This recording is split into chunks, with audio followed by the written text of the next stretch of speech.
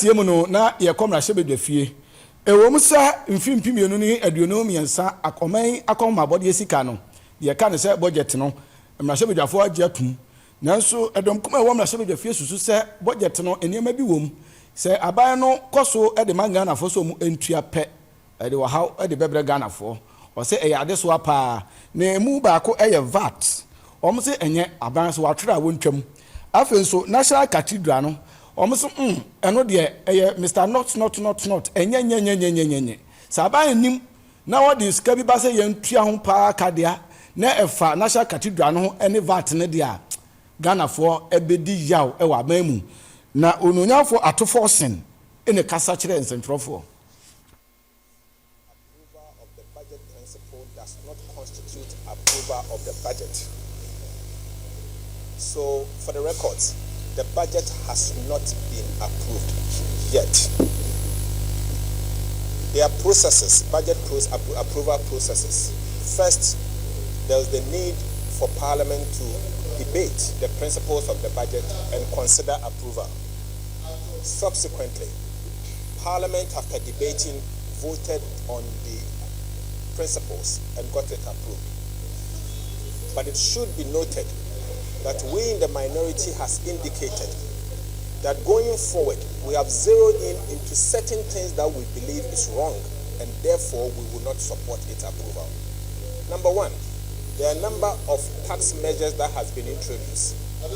Government requested Parliament to approve 23 measures, tax measures.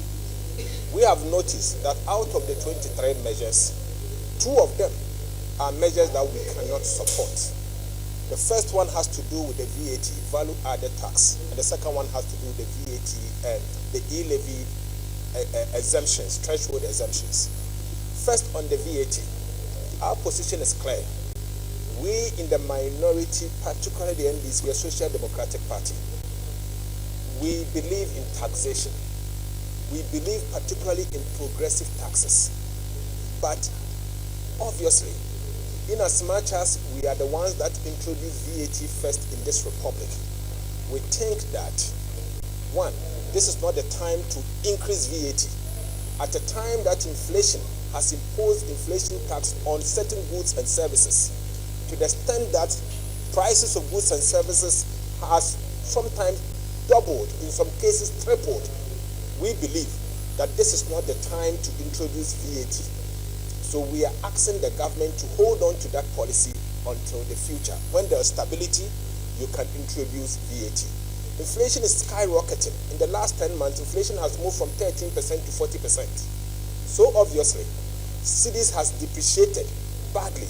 Now the government is telling us that they are going to introduce benchmark value discount, remove the discount. Obviously, that will result in an increase in duties. So this isn't the time to impose VAT on additional VAT on the people of Ghana. So we've zeroed in that, and obviously that is our position as a caucus, and we will object to it. And we will vote first from the committee and second on the floor. We have also said that, in the government's own words, they indicated to us during the e-levy debate that poor people will not be made to pay e-levy, obviously because their income is not good enough. And so therefore government intended to exempt them. And so they introduced a threshold of 100 Ghana cedis. But let it be noted that this 100 Ghana cedis, at the time they introduced e-levy to today, the value of the 100 cedis has been eroded because of inflation and the cedi depreciation and other things. So even if you are to look critically at the 100 cedis, the value of the 100 cedis yesterday, at the time they introduced, is about 40 cedis today. So why should we allow them to go ahead and do this kind of exemption? So we'll vote against that one as well.